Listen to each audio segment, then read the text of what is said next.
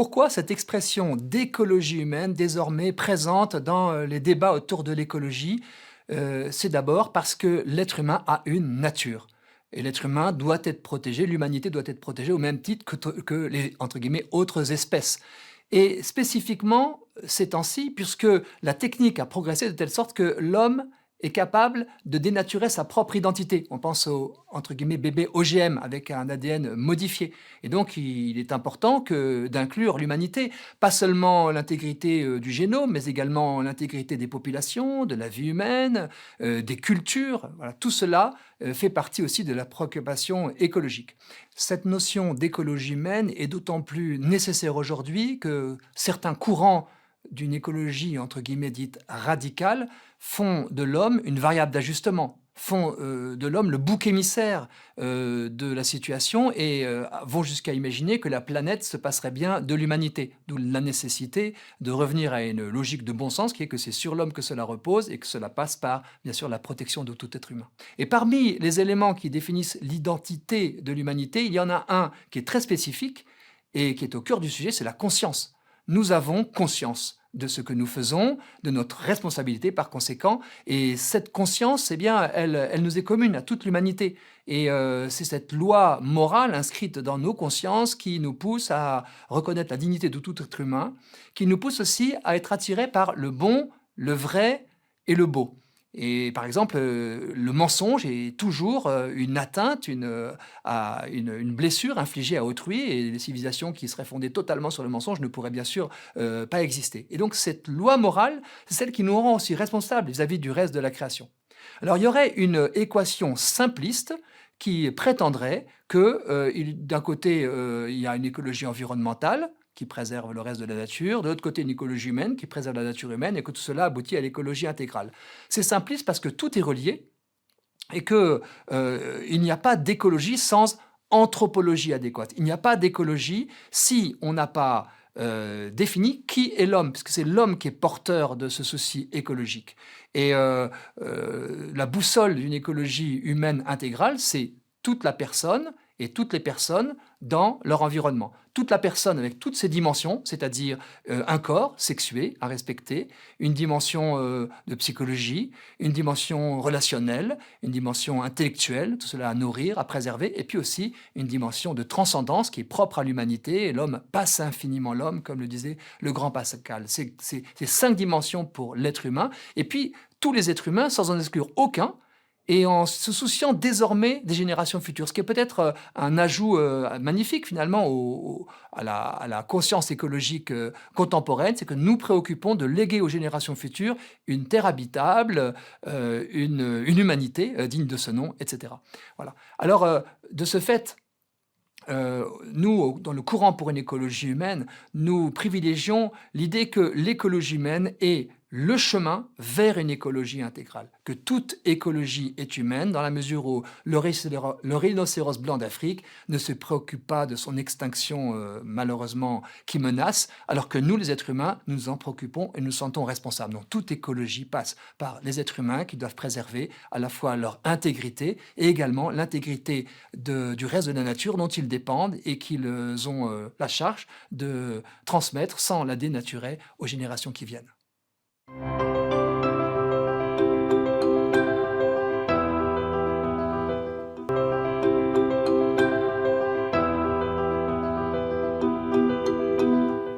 Où trouver la force de tenir face à un réel, parfois contraignant et frustrant, qui ne correspond pas vraiment à nos plans et projets? Qu'est-ce qui peut nous aider à accueillir ce qui nous dépasse? Je suis émerveillée par la confiance que nous font les personnes qui s'adressent à nous dans les services d'écoute d'Alliance Vita et par leur cheminement individuel face à une réalité complexe et parfois douloureuse. Nous allons d'abord étudier le réel en mouvement, consentir à la perte. Puis, comment accueillir le réel dans un double mouvement d'acceptation et de décision. Enfin, je vous proposerai 3 pistes concrètes pour consentir au réel.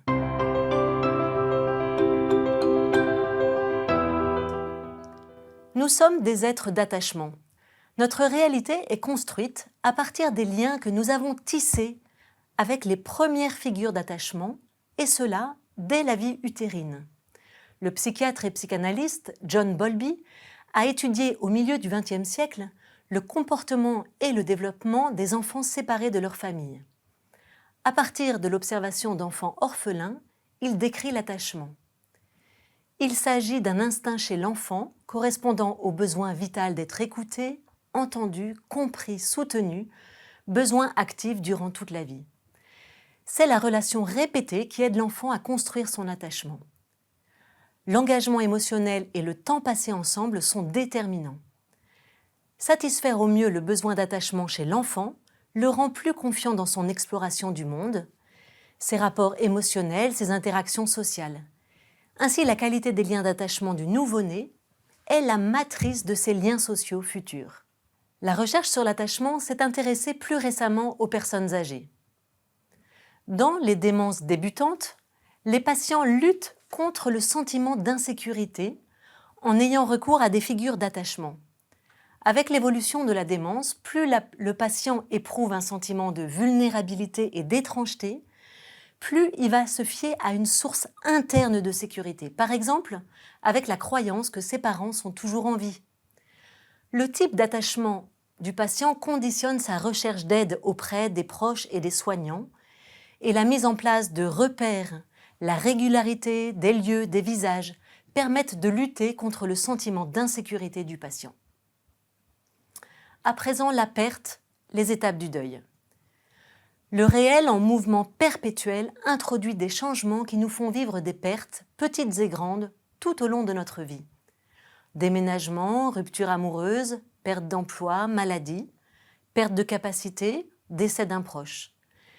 Les liens d'attachement tissés au tout début de notre vie impactent notre mode d'adaptation au réel, et le deuil est une blessure d'attachement. Ainsi, lorsque je perds un être cher, je perds aussi ce que cette personne représentait pour moi. Si le lien était très fusionnel, comme une extension de moi-même, c'est comme si une partie de moi n'existait plus. La gravité du deuil dépend du degré d'attachement que j'ai à la personne. Le docteur Christophe Fauré, psychiatre, cofondateur de la plateforme Mieux traverser le deuil, dont le service SOS Fin de Vie, animé par Alliance Vita, est partenaire depuis 2020, soulève un paradoxe. Le deuil est à la fois un processus naturel lié à la perte et c'est aussi un travail. On parle de travail de deuil. Il s'agit de créer les conditions les plus favorables pour accompagner un processus qui se passe de toute façon. Et pour cela, je dois prendre la décision de prendre soin de cette plaie psychique. 4 grandes étapes rythment le processus de deuil. Phase 1, le choc, la sidération. D'abord, nous refusons d'y croire. Les émotions semblent pratiquement absentes. Des mécanismes de protection, comme le déni cognitif et émotionnel, se mettent en place pour préserver la conscience de l'énormité de ce qui vient de se passer. Tout notre corps met un temps fou à accepter la réalité de la perte.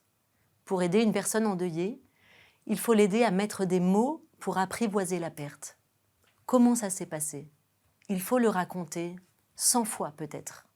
Phase 2 du deuil, la fuite et la recherche. La personne endeuillée mobilise une énergie colossale pour tenter de fuir la souffrance.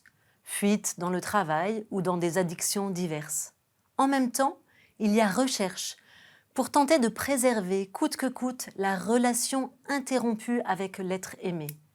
Besoin de toucher ses vêtements, de sentir son odeur, de regarder ses photos et vidéos, d'entendre sa voix.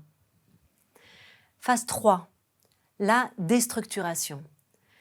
Cette phase, plus ou moins longue dans le processus de deuil, est caractérisée par une grande tristesse, des remises en question, une grande fatigue. La personne comprend que la perte est irrémédiable. La douleur peut atteindre un paroxysme, avec un vécu dépressif dans lequel les émotions ont une intensité considérable. Colère, culpabilité parfois. Il y a une perte de repères, un profond sentiment de solitude. Les personnes endeuillées ont alors parfois l'impression qu'ils ne termineront jamais leur deuil. Phase 4 du deuil, la restructuration.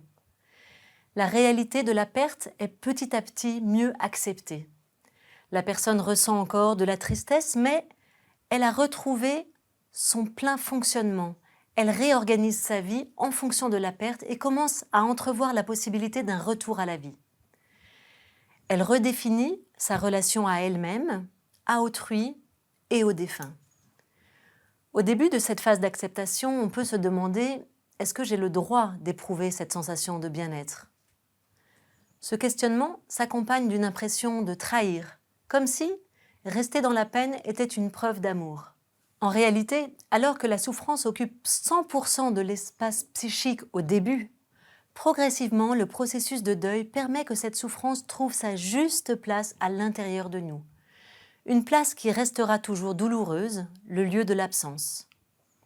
Autour de ce lieu du manque, un espace suffisamment large se crée pour laisser émerger des temps de joie qui permettent de cheminer et d'apprivoiser l'absence. Ces étapes se chevauchent bien sûr. Chaque expérience est unique, l'histoire individuelle, les liens tissés avec l'être disparu, l'intensité des émotions, des sentiments, toutes ces variables personnelles vont déterminer la durée, la périodicité, la profondeur des vagues traversées pendant chaque phase du processus. La durée du processus de deuil est liée aux saisons. Je revis le deuil au bout d'1 an alors que le soleil revient dans la même position. Quel est le rôle des rituels ? Tous les rites de passage ont en commun l'arrêt du temps pendant le rituel. En France, pendant la minute de silence, tout le monde reste immobile, recueilli. Il y a une prise de conscience du temps de l'avant et du temps de l'après. Le rite social est fait pour être partagé par tous. Dans notre société, les rites sont de plus en plus individuels, de moins en moins collectifs. Alors qu'apportent les rites de transition ? Ils permettent à la société de reprendre ses tâches. C'est un phénomène en creux. Il faut s'arrêter pour pouvoir reprendre. Ceux qui ne s'arrêtent pas au moment d'un deuil significatif pour eux vont avoir du mal à remobiliser leur énergie pour continuer d'avancer dans l'après. Les rites permettent d'accepter la rupture de l'attachement, de reconnaître la désagrégation du lien du mort avec le cercle social. Ce lien se délite. Le défunt perd son statut de vivant. Pour tolérer qu'il s'en aille, il faut être rassuré sur le fait que le défunt est réintégré dans un nouveau groupe, la communauté des morts. Lors du rite commun avec sa gestuelle symbolique, le participant partage ses émotions fortes avec le groupe. Ainsi, vivre le rite social permet de démarrer le processus de deuil.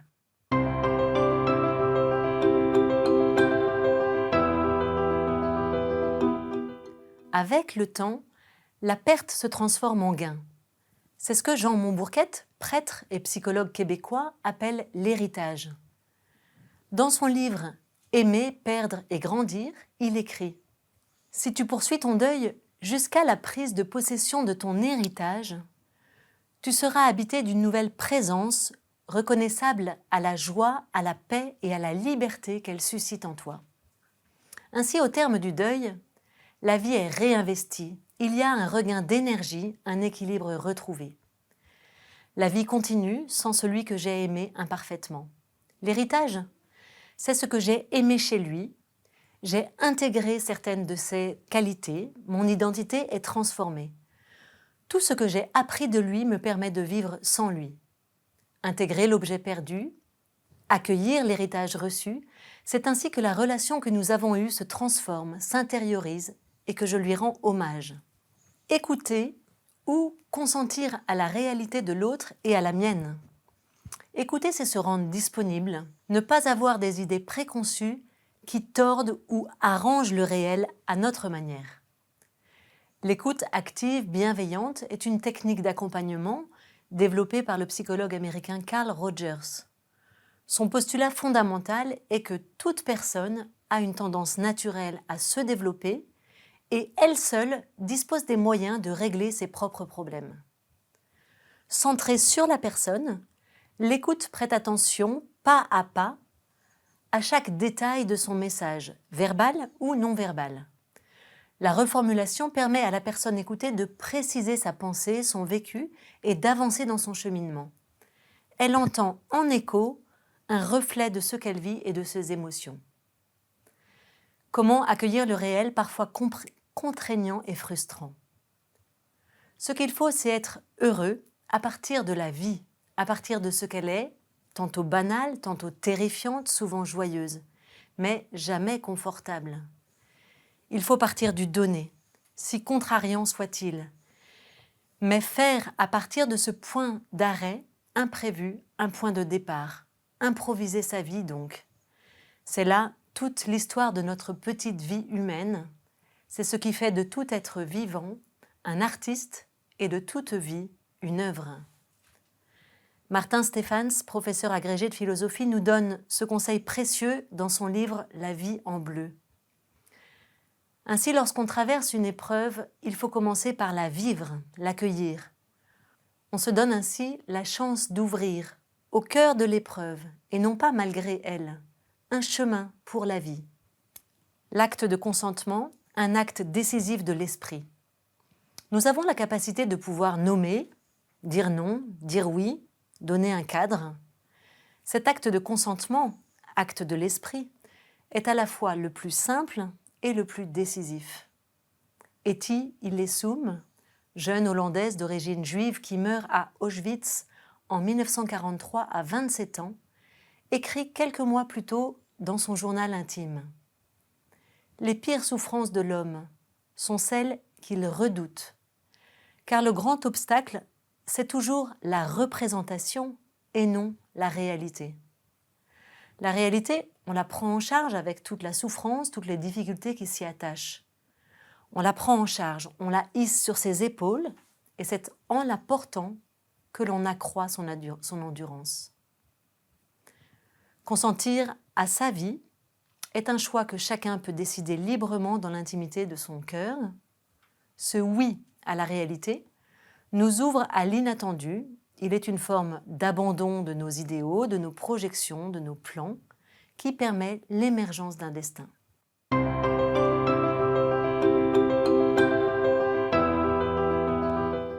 D'abord, nommer la réalité pour mieux la vivre. Quand le réel est douloureux, le nommer permet de mieux le traverser. C'est vrai pour la réalité que je suis en train de vivre.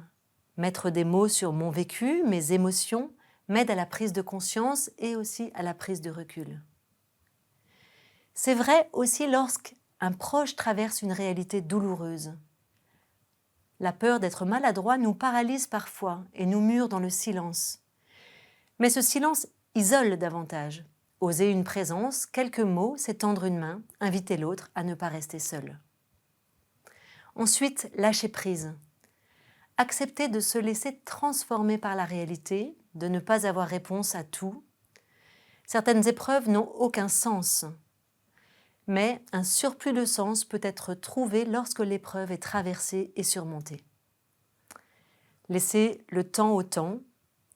En accueillant l'impuissance dans laquelle l'épreuve nous met, nous reconnaissons la force même de la vie, son aptitude à ressurgir, sa créativité, son invitation à la croissance. Le temps qui passe, c'est de la vie qui cherche une voie pour se faufiler et couler à nouveau. Enfin, accueillir le réel, ici et maintenant. Consentir. Étymologiquement, c'est sentir avec nos 5 sens, comme une invitation à vivre pleinement l'instant présent. Nous sommes souvent emprisonnés par nos préoccupations du moment, nous avons du mal à être réellement présents à nous-mêmes et à ceux qui nous entourent. Et lorsque nous prêtons attention à nos 5 sens, ils nous permettent de savourer la magie de l'instant présent et nous relient aux autres. Oser consentir au réel, c'est permettre à la joie de s'inviter naturellement comme compagne. La racine de la joie est le consentement à la vie. Mes derniers mots sont empruntés au philosophe Alain. Voir, entendre, flairer, goûter, toucher, ce n'est qu'une suite de bonheur. Même les peines, même les douleurs, même la fatigue, tout cela a une saveur de vie. Voir, c'est vouloir voir. Vivre, c'est vouloir vivre. Merci de votre attention.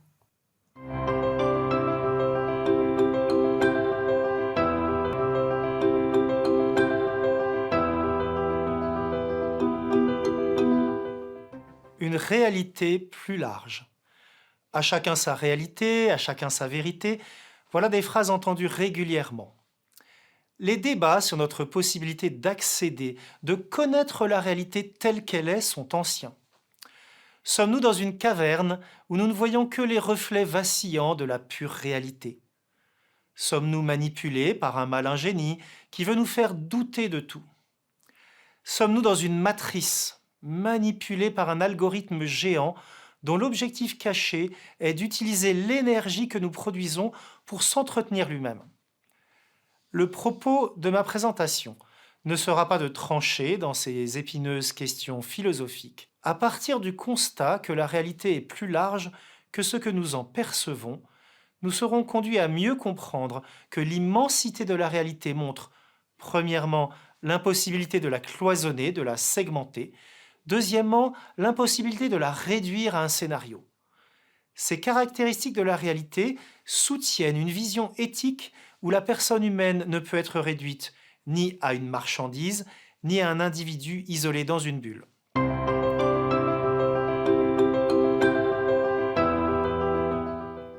Au début des années 2000, un article d'un magazine très influent dans le milieu politique et économique anglo-saxon présentait la prostitution de la façon suivante.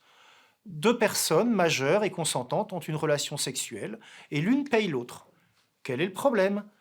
Vous avez deux personnes qui savent ce qu'elles font et ont conclu un contrat en bonne et due forme. Et l'article de poursuivre en disant que il n'y en avait pas justement de problème et qu'en fait, légaliser la prostitution dans le cadre présenté ci-dessus se justifiait. Cette présentation a un peu le format d'une photo, d'un instantané qui veut nous convaincre. Mais est-ce la réalité? En fait, je crois cette photo très réductrice et je vous propose de mettre de l'autre côté un rapport publié par le Sénat français de la même époque. En quelque sorte, il s'agit de regarder le film plutôt que juste une image soigneusement choisie, surtout quand l'image n'est pas juste. Le rapport mettait en avant que la prostitution sans proxénétisme était très marginale et que la prostitution relevait beaucoup plus de filières organisées avec petites annonces trompeuses, promesses d'un travail et malheureusement de nombreuses pressions et violences exercées sur des femmes.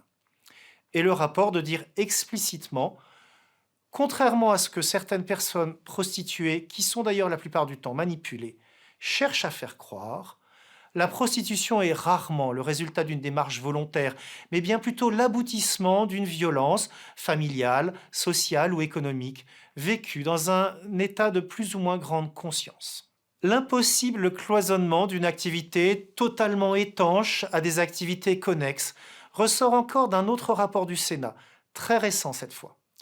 Sur le sujet de la pornographie, ce rapport intitulé avec justesse L'enfer du décor est co-signé de 4 sénatrices de groupes politiques différents, aborde de front la question de pouvoir différencier une bonne d'une mauvaise pornographie. Voici le témoignage de la responsable de l'Office central pour la répression de la traite des êtres humains, l'OCRTEH, sur la question de la pornographie. Les actes, même consentis, découlent d'une nécessité matérielle et d'une précarité économique dont souffrent ceux qui s'y livrent, plutôt que d'un choix libre et éclairé.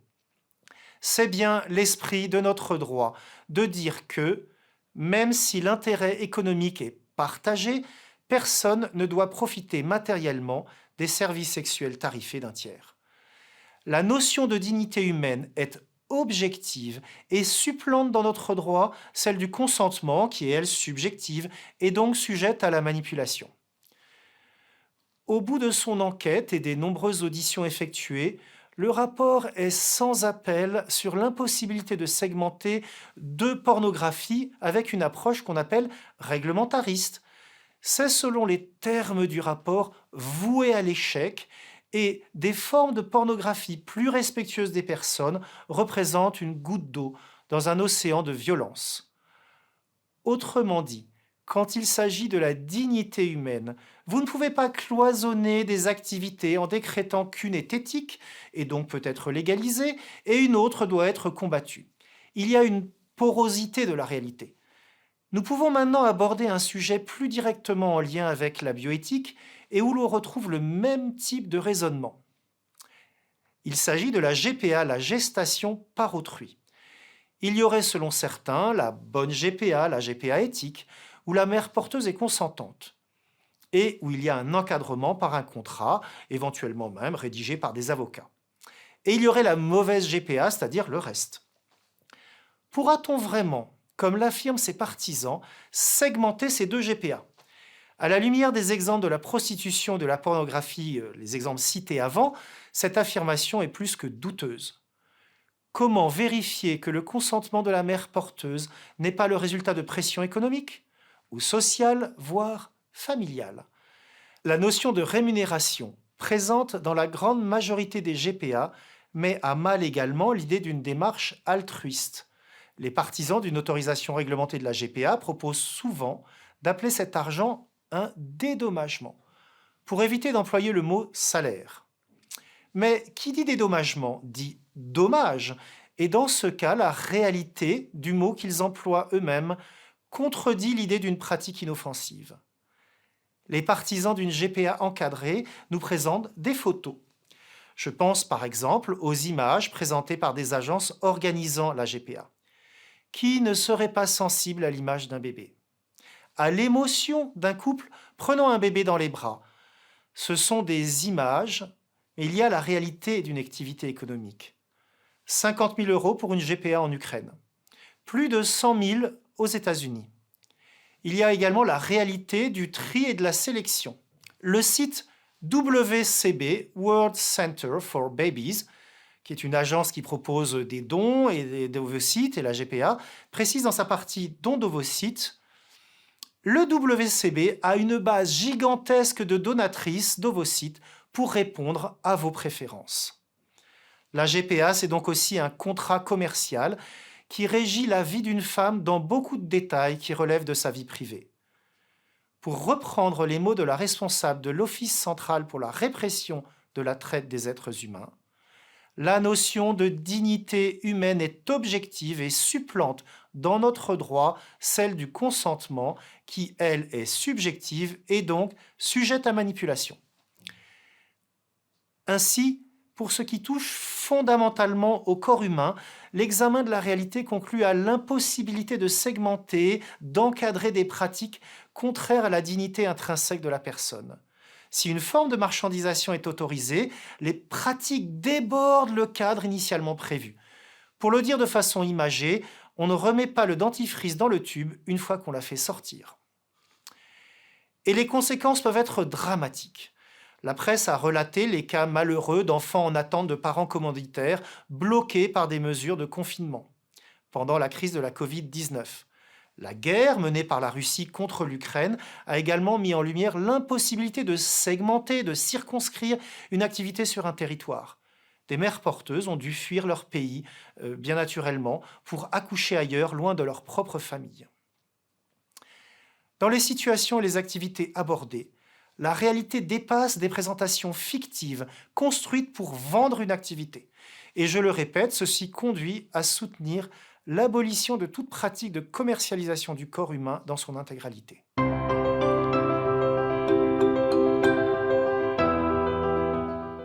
Je vous disais, la réalité dépasse la fiction. Sur le débat en cours sur la fin de vie et la possible légalisation de l'euthanasie et du suicide assisté, je vous propose de partir d'une fiction pour illustrer le risque de s'enfermer dans un scénario. Pourquoi ? Parce que souvent, les partisans de l'euthanasie font appel à des scénarios. Le sondage, régulièrement fait par l'ADMD, l'Association pour le droit de mourir dans la dignité, en est une bonne illustration. Voici la formulation employée en 2017 dans un sondage mené par l'IFOP avant l'élection présidentielle. Vous, personnellement, approuveriez-vous l'autorisation pour les personnes souffrant de maladies insupportables et incurables de recourir à un suicide assisté, c'est-à-dire au fait que ces personnes prennent un produit létal, mortel, en présence d'un médecin pour mettre fin à leur souffrance. Le résultat à cette question est évidemment une forte approbation. 90%, un score qu'on peut d'ailleurs qualifier de stalinien.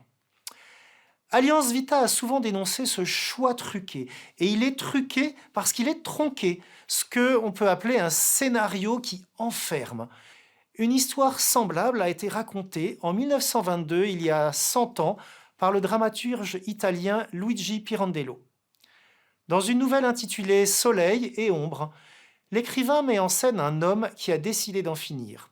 Il a volé dans la caisse de son employeur pour subvenir aux besoins de sa famille et il est décidé à mourir.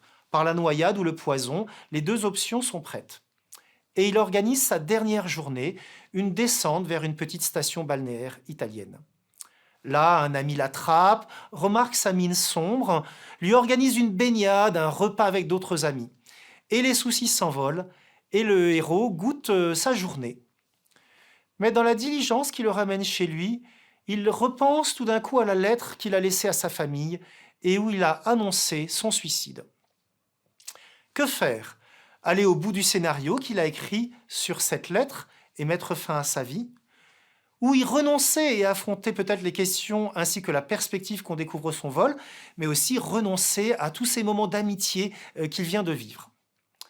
Je ne vous raconterai pas la fin choisie par l'auteur, mais cette histoire me paraît intéressante dans les débats actuels car elle illustre bien le risque de l'enfermement dans un scénario. Dans l'histoire, ce sont les difficultés matérielles, les perspectives sombres qui pèsent vers un choix tragique. Mais ce qui se passe en réalité, dans sa journée, à ce héros, c'est différent. C'est des bons moments, c'est le goût de l'amitié, la sollicitude aussi des autres. En reprenant les mots du titre de la nouvelle, Soleil et ombre, s'il n'y a pas de soleil sans ombre, il n'y a pas non plus d'ombre sans soleil. C'est pourquoi, également, le formulaire de directive anticipée proposé par Alliance Vita s'intitule « Directive anticipée et personne de confiance ».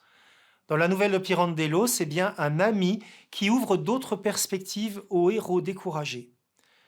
Dans son livre célèbre « Les origines du totalitarisme », la philosophe Hannah Arendt analyse l'isolement à partir de la phrase connue « Il n'est pas bon que l'homme soit seul ». Pourquoi cela, se demande Hannah Arendt. La réponse qu'elle donne est la suivante. Parce que l'homme seul pense dans la perspective du pire. Un témoignage poignant récemment publié l'illustre parfaitement. Il a été recueilli par Agnès Leclerc, journaliste au Figaro. Atteint de SLA, une maladie au pronostic sombre, cet homme, qui n'était pas opposé à l'euthanasie, quand il y réfléchissait en tant que bien portant, a raconté son cheminement. Il voit aujourd'hui l'euthanasie comme une décision radicale, trop rapide. Grâce aux rencontres avec des soignants, des perspectives d'accompagnement se sont dessinées. Et je le cite, « À côté de la difficulté de la maladie, il y a aussi une forme d'émerveillement, une dimension très pure de l'amour de ma femme et de mes enfants, la tendresse de mes amis, l'attention des soignants. Bien sûr, cela existait avant. Mais avec la maladie, cela prend une autre dimension. Je vais quitter ce monde avec ce qu'il y a de plus beau chez l'homme. Cela apporte beaucoup de sérénité. Ouvrir d'autres possibilités, ne pas laisser une personne s'enfermer dans un scénario négatif, rassurer par la présence, éclairer les choix, c'est bien une réalité plus large qui peut s'ouvrir.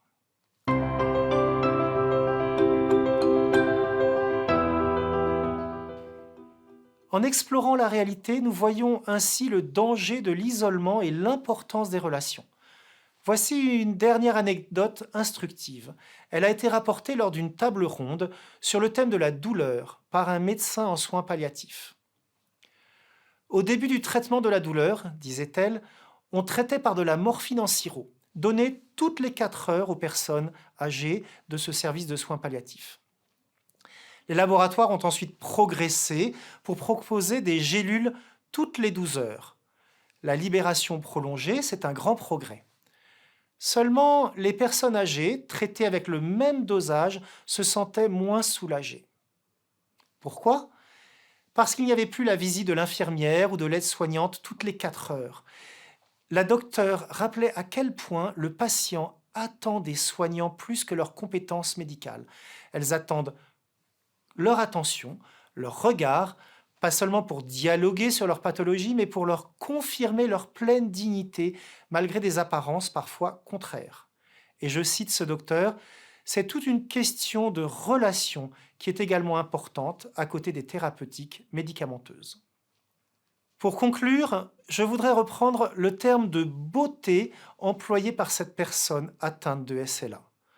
Sans oublier les difficultés profondes auxquelles nous sommes confrontés, sans naïveté, sans photomontage bisounours, la beauté appartient à la réalité.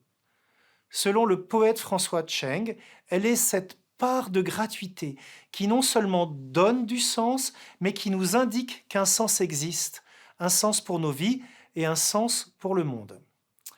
Et ce sens est donné particulièrement lorsque nous faisons attention au visage de l'autre. Je cite un court extrait de sa première méditation sur la beauté. « De chaque visage humain rayonne une transcendance impossessible qui nous enveloppe et nous traverse. Impossessible, c'est-à-dire qu'on ne peut pas posséder. Car la vie, c'est ce qui ne se contrôle pas complètement, qui ne se segmente pas, qui ne se cloisonne pas, qui ne s'enferme pas. Comme la réalité. Merci pour votre écoute.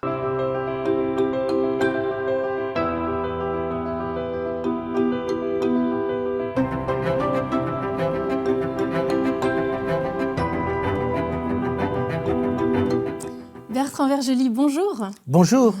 C'est une très grande joie pour moi de vous recevoir pour la première fois pour cette université de la vie.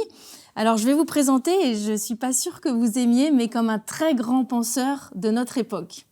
Si. Ça vous va ? Ça me va très bien. Bon, je crois que c'est un compliment qui me dépasse, mais je ne peux pas le refuser, et je ne le refuserai pas.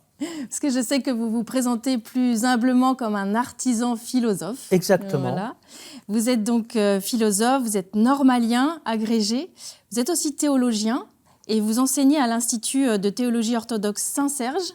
Et vous êtes l'auteur d'une œuvre considérable, une 50aine de livres, j'en ai quelques-uns ici. La tentation de l'homme-dieu, la destruction du réel, la vulnérabilité ou la force oubliée, et notre vie a un sens. Alors, ma première question, Bertrand Vergely, concernant l'homme d'aujourd'hui, l'homme moderne, l'homme contemporain, est-ce que vous pensez que nous vivons dans la réalité, mais aussi en réalité ? Alors, si on prend l'homme contemporain, la caractéristique de notre monde, c'est la disparition du réel, pour des raisons liées à une mutation de culture. Je crois que les choses ont commencé à la Renaissance, lorsqu'on assiste au triomphe de la technique, au triomphe de l'art et au triomphe de l'artificiel. Et c'est bien exprimé par Arcimboldo, qui recompose un visage humain avec des fleurs, des légumes, et qui montre que pour faire un homme, il n'y a pas besoin d'un homme.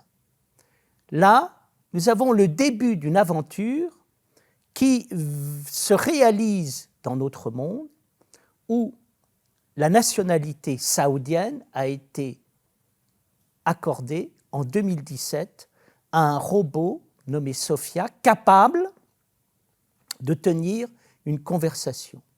Et donc, à quoi assistons-nous ? À l'idée que pour faire un homme ne suffit plus.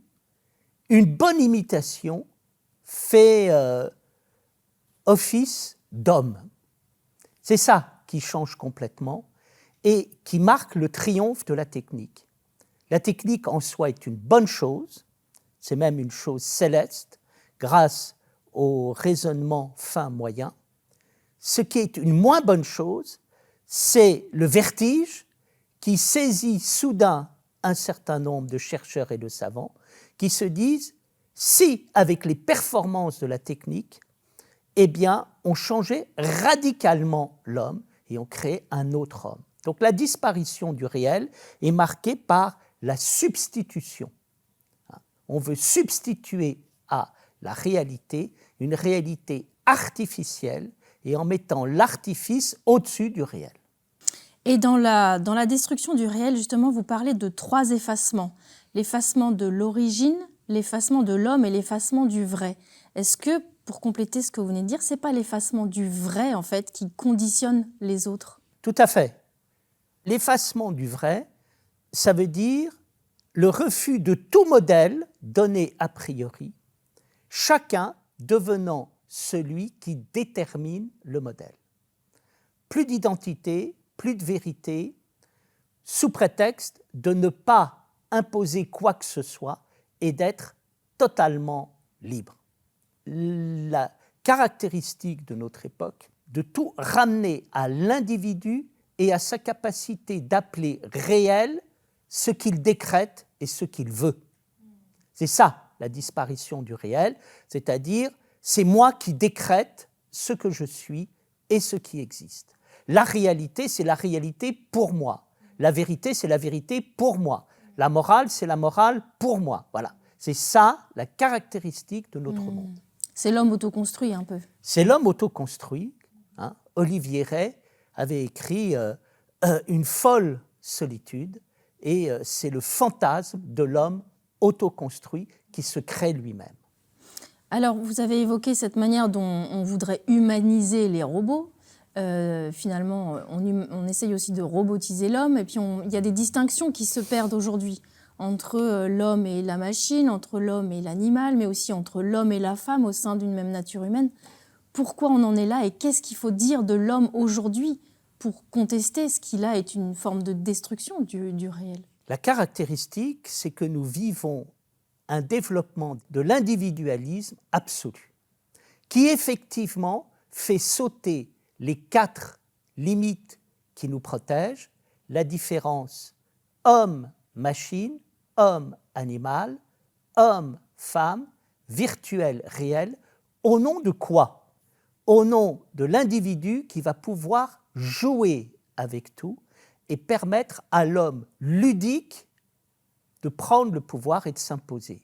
Donc nous sommes dans un monde, on pourrait dire, du divertissement absolu, pour prendre Pascal, et un monde qui passe son temps à jouer, c'est-à-dire à se divertir. C'est pour fuir le réel, peut-être un peu. C'est pour fuir le réel. Vous avez, au cours de votre carrière d'enseignant, fréquenté beaucoup les jeunes. Donc vous avez dû voir des mutations culturelles, des changements de mentalité. Qu'est-ce qui chez les jeunes aujourd'hui, vous émerveille? Quelle confiance vous avez dans notre jeunesse d'aujourd'hui? Ce que j'ai aimé chez mes élèves, c'est les progrès. J'ai eu affaire à des élèves qui faisaient des progrès et qui devenaient bons. Et c'est une des choses les plus merveilleuses de la vie, de voir des jeunes progresser. Ça, c'est merveilleux. Vraiment, c'était un grand bonheur. Et mon bonheur était de mettre des bonnes notes avec des bonnes dissertations et de pouvoir, à un moment, saluer le travail, l'originalité. C'est ça que j'ai aimé. Et donc, là, on voit un véritable potentiel chez les jeunes. Vous aussi, vous êtes un gros travailleur, hein. C'est quoi votre moteur profond pour écrire tous ces livres et donner tous ces enseignements qu'on trouve aussi beaucoup sur Internet? On trouve beaucoup de vos conférences.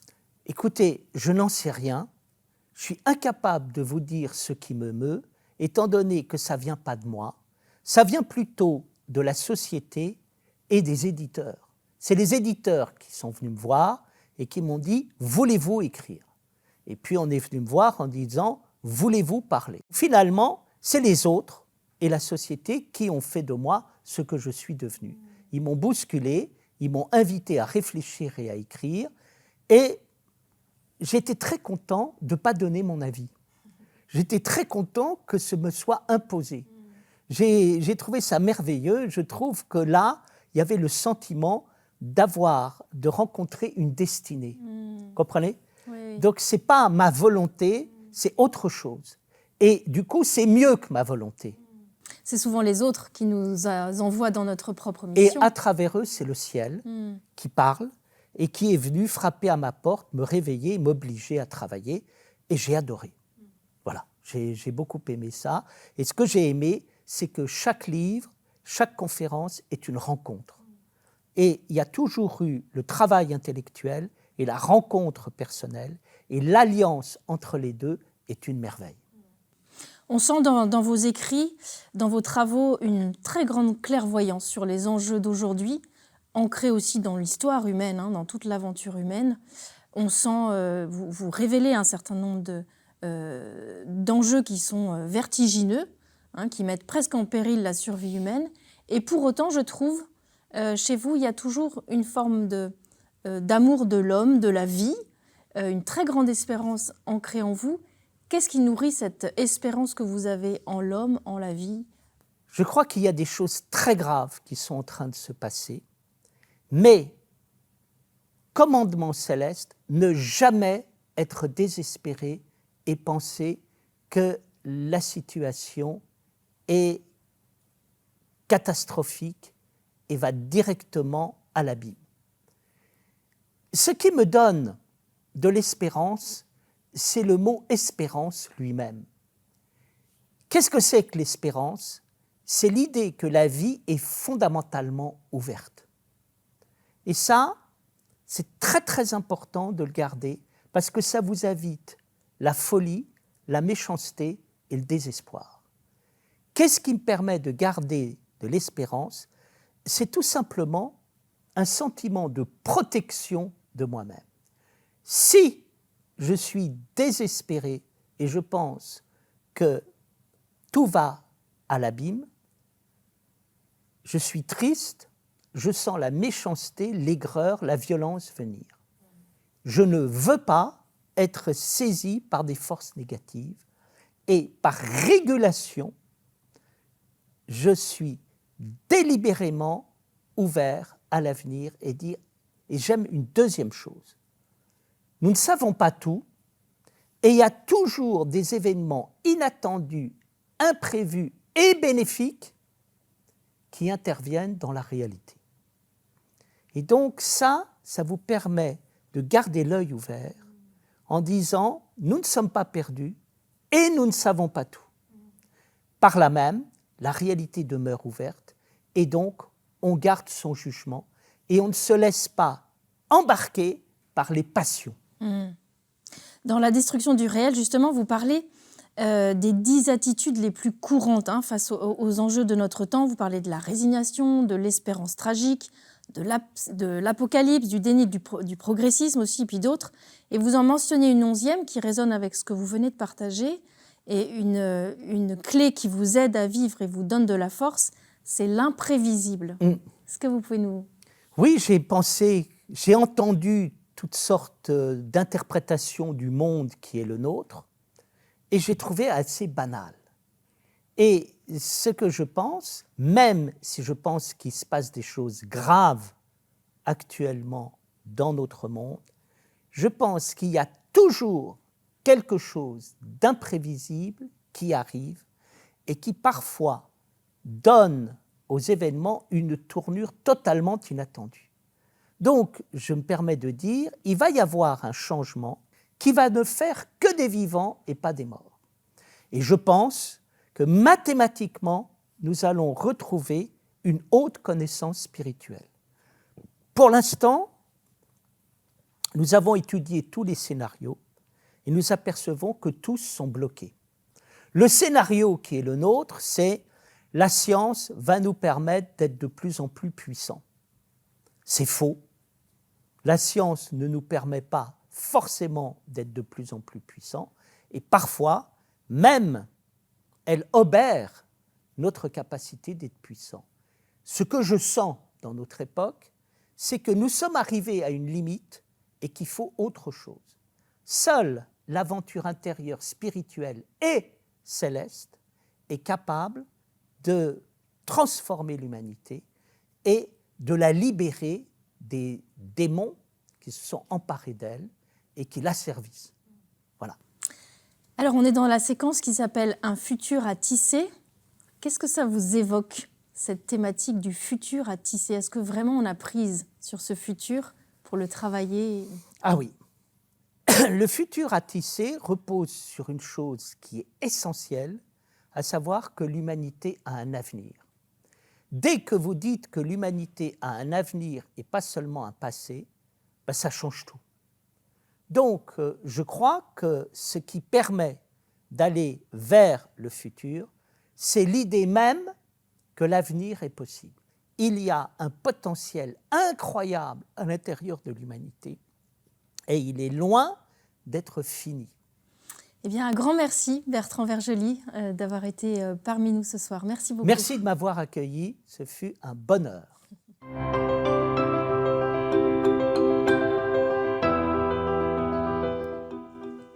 Nous arrivons, chers amis, déjà au terme de notre formation. J'espère que vous l'aurez appréciée, qu'elle vous aura nourri, éclairé, peut-être bousculé. En tout cas, j'espère permis de voir la réalité sous un jour nouveau et les sujets bioéthiques avec un regard renouvelé.